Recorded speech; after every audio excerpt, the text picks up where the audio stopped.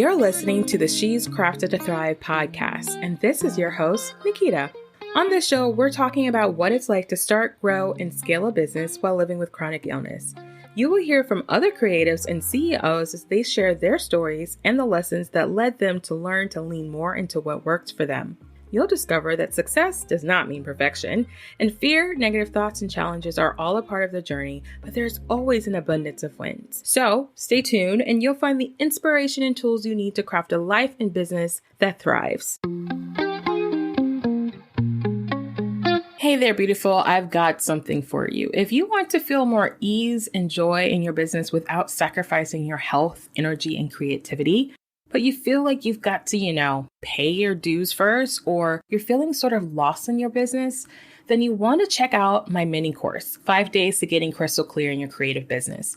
I created this course to help you remove the frustration that's blocking you from receiving exactly what you want and go from stuck to creating the business that you want with ease and joy. So visit thrivewithnikita.com/mini-course and use the code THRIVE to get it free. Again, that's thrivewithnikita.com/mini-course and use the code THRIVE to get it free. That's my special gift to my podcast tribe. So go off and thrive. All right, let's hop on into this new episode. Enjoy. Welcome back to the She's Crafted to Thrive podcast. I am excited that you're here for this series, episode number 4 of the How to Grow a Sustainable Business While Living with Chronic Illness series. And this episode is about how to continue momentum while in a flare-up. And full disclosure, I am recording this from my bed in a flare-up during a ramp-up for a live event that I've never done before with 3 amazing guests called It's Raining Dream Clients.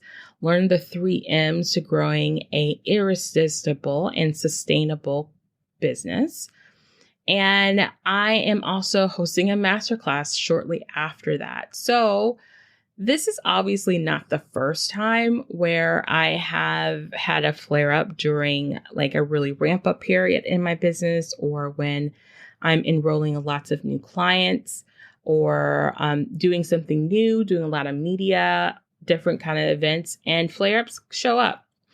And I used to beat myself up so much thinking, oh my gosh, it's because I've done something wrong. How come I can't control this, quote unquote, control in air quotes. And I realized that thought process really never served my energy in actually accomplishing what I call, and what many of you probably have heard, is the MVP of getting things done in order to continue in the momentum period of time. The ramp up, you can call it ramp up time, very energy based time, however you want to call it. So here are a couple of tips to help you that have helped me.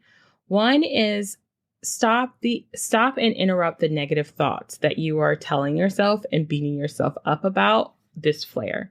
So there's a reason why this is episode 4 and not episode 3. Episode 3, I really talked to you guys about how to shift your thoughts around what your body is doing, right? Why it's going through the flare up, how it's actually a beautiful reminder that doesn't feel so great, of tapping into like listening to your body and really managing your pace and your energy. And this is no different in a momentum time. Usually when you're a ramp up for a new course, a new offer, a new event, whatever, or even it's not new, it's just the thing that's a cycle in your business, we don't give our bodies actually the space in that time to deal with the energy that's required that we expend to do those things. And we all have different energy flows. For some of us, we're energized by other people and being in this space. But you guys, even if you're like me, who's a complete extrovert, even though we're expending energy and we enjoy it and we receive energy back, we still are expending more that we're giving out than we're actually receiving. So we have to figure out a way to create a balance in our ramp ups in our business that also honors our energy so that we can restore. And one of the ways we can do that is by interrupting the negative thoughts that we're telling ourselves. There's so many things that we tell ourselves when we're going through a flare up, when we feel like it's inconvenient. Like, when is actually a flare up ever convenient? Let's first say that. Like, when is being in a flare up ever convenient? I've never experienced a time where it's been convenient. I don't want it to be there. So I have just learned to tap into the belief that, you know what, my body's telling me that no matter what time or day it is, I need to pay more attention to how I expend my energy, and also how I believe or what I'm telling myself about what's going on with my body. So that's why number 3 in the series, if you haven't listened to it, I want you to go back and listen to that episode, which was titled How to Get Unstuck When You Feel Like Your Body Is. Okay. So number 4 in this, not number 4, in this point about the energy and beating yourself up, one of the ways that I have found to change or shift this is to interrupt the negative thoughts or feelings. And for me, that looks different. One of my coaches taught me is like, if you're sitting, stand up. If you're standing, sit down. That works sometimes. But for me, when I'm really conscious and aware of my thoughts, I choose to go to my list of things that I know that will get me out of the negative thought loop. So for me, it's texting a friend, it's calling, calling someone that I know will just talk funny things. It will be, telling my husband, hey, I'm having one of those negative spirals, whatever.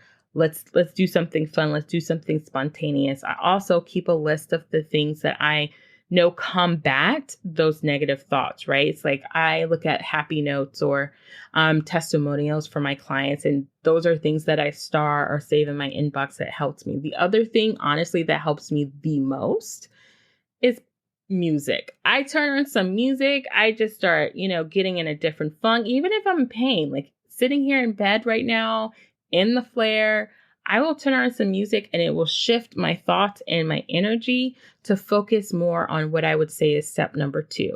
So step number 2 is to prioritize your focus and your energy on the MVP, on the minimum viable product or the minimum viable procedure or whatever it is that you have to do. What is the least amount of energy that you need to expend to create the most effect? So whatever thing that's happening, whatever plan you're happening, is there a way that you can, is there another way that you can repivot your energy to focus on the thing that makes the most difference for whatever it is that you're doing? So whether that's for your business, for a client, for an opportunity where you need to show up, that might also mean that you need to tap into leveraging, which means leveraging other resources, asking for help, you guys. You can keep momentum as long as you are continually to move forward and realizing that 1, your thoughts have power. 2, you can't do it alone. That's huge, you guys. You have to recognize that no one can even in their best physical shape. If you're living with chronic illness, you need to have people that are in it with you in some way, shape, or form in your business. You don't have to pay them a full-time check. You don't have to pay them anything. They could just be the friends that you call on when you're going through these different times, and they know we're going to tap in for this, and then we're tapping back out. For me, I've really developed, a great relationship with my clients as well as my team, my virtual assistants. And if I need to tap into other resources like Fiverr or friends and family that I know that could help me, I'm not afraid to ask that question, because I know in order for me to continue the momentum and the success that I want to see, I gotta be real. I gotta realize I can't do it on my own. And I definitely can't do it when a flare up is in play. Okay. The other thing I want us to think about is this point is that the path to more impact and income is not necessarily doing more. It can be about doing less. So that's going back to that point of the MVP. You can still have massive impact and growth in your business by doing less, but way more intentionally and way more focused in on what works for you. And this also goes to like, if you're feeling like you're having momentum in your sales and you're feeling like, oh, now I need to pare down, or I need to stop, whatever the crazy thoughts that are going on in your head about selling and being in a momentum and then you're in a flare up. I want you to identify the beliefs that you feel are holding you back emotionally and physically. Our actions are created by our thoughts, which can create a lasting but changeable impact or imprint on our nervous system. And what I mean by that is that if we are in this period of time where we're in a momentum and we're going great, and we always feel like we end up in a flare up, and we start going down the negative thought processes and thinking that, oh, I need to change how I'm creating my business. I need to sell differently. I need to add more. I need to take away more. Whatever the thoughts are, is that you're almost making an imprint. And not almost, you are making an imprint into your nervous system. So the next time this happens, you are bound to create the same habit. You're bound to go down that same pathway. So make sure you're paying attention and being very aware and reflecting on what's happening and disrupting the thoughts that will not serve you now or in the future. And during a momentum time, you guys, it's so important that you incorporate a truly meaningful self-care routine. And what I mean by meaningful self-care routine is like beyond the physical of like maybe getting your hair done and getting your nails done. And those are beautiful things, as well as, soaking your bath at night or having a meal that's been prepared for you that's very healthy and nourishing. I also mean having a meaningful self-care routine to deal with your thoughts and your emotions that you're experiencing through this period of momentum and flare up. So when you can find a time to write things down, journal, or speak them out, or share them with a friend, reflect and fill your cup back up with things that are nourishing, that are gratitude inducing, like in the fact that makes you think of more things to be grateful for, the better. I really, really started to learn the importance of this while I was working with my coach, Renee Hughes, who is the founder of the Aroma Specialist and the program called the Mood Makeover. And it's a process and a framework that she has that's absolutely beautiful. There'll be a show notes in the comments, but she really taught me the foundation of what I now have my own kind of spin on the mood makeover as the aroma mindset reset. And so what that looks like for me about truly incorporating a meaningful self-care routine, and this is for any time, honestly, you can use this. I probably will create another episode just about the aroma mindset reset and how that helps you. But this process helps you really deal with the emotional ups and downs of the day in a way that doesn't take forever, right? And it also keeps you in awareness and in flow of respecting and honoring where you are in this process of dealing with a flare-up during a momentum time. So for me, the aroma mindset is really around processing and nourishing. And the reason why it's called aroma is because I use essential oils, obviously, aromatherapy, in order to intensify the effects of how I'm rewiring my brain and nervous system to believe in the positive thoughts and to really see gratitude things, and also to release some of the thoughts and feelings that are not serving me. And so that's a practice that I make every day, if not every, once or twice a week during a period of time where I'm in momentum or if I'm in a flare up. Now, whatever the meaningful self-care routine is for you, I want you to find one that doesn't feel hard and you know exactly what you need to do when you do it. So for me, is taking a little shower, bath, or whatever. It starts physically. I have some music playing. I'm doing my face. I'm doing all those different little things. I have actually a recording of this in a way on my Instagram that I'll have in the show notes of a little reel of me doing this. I also have a cup of tea waiting for me and a journal, either if my hands are really, flared up from carpal tunnel and pain, it may not be my journal. It may be my personal audio journal that I keep. And in that one, what I'm doing is writing down all of the things and experiences that I had during the day, and also finding at the very end things that I'm grateful for.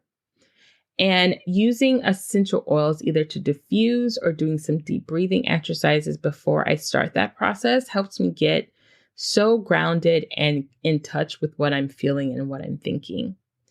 And I do this practice every day, if possible, during a really difficult time. Like if I'm in like a busy time in my business and I'm also in a flare up, y'all know I got to do it. Like my husband knows if it's that kind of time, I'm like, he knows I need my good 10, 15 minutes. I'm in my room. I cannot be interrupted. I don't want to be interrupted. And it's because it's so crucial in order for me to really harness my energy to focus on the things I have to complete in order to continue growing. So that's my challenge for you guys. So let me know if this was helpful. Stay tuned for the next episode where I'll be talking about why hustle culture is destroying your income potential as a chronic warrior. All right, y'all, that's a wrap. Thank you for listening, and I hope this conversation inspired you. Be sure to visit craftedtothrive.com to check out our show notes, connect with our guests, and grab some of those goodies. Join us for the next episode, and in the meantime, remember, yes, you are crafted to thrive.